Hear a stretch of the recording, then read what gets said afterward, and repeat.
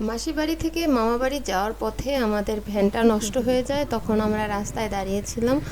আয়ুষ এই দুটা ছাগল দেখে ও আর স্থির থাকতে পারলো না, তখন মাকে ইশারা দিয়ে দেখিয়ে দিচ্ছিল যে ও ছাগলের কাছে আসবে। তখন মা এই ছাগলের পাশে নিয়ে আসে, এরপরে ওই যে ছাগলের মাঝখানে বসিয়ে দেয়।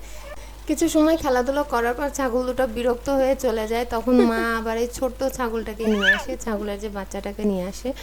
তো আয়ুষ কান্নাকাটি করছিল যে ছাগল ধরবে, তখন মা ছাগলটা নিয়ে এসে ওর সাথে যে ওর সামনে ধরে, এরপরে ও আবার খেলা শুরু করে।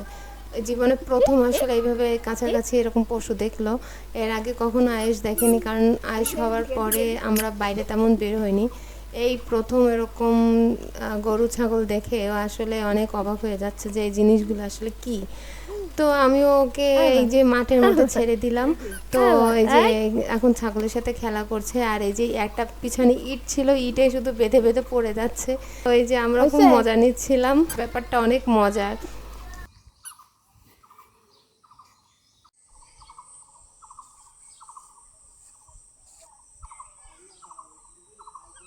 ওই হাত এবং মুখে দেবে না বাবা।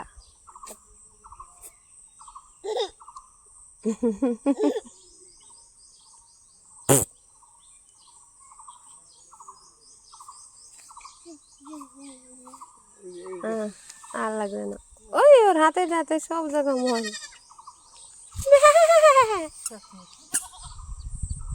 মিটে গেছে, সব মিটে গেছে।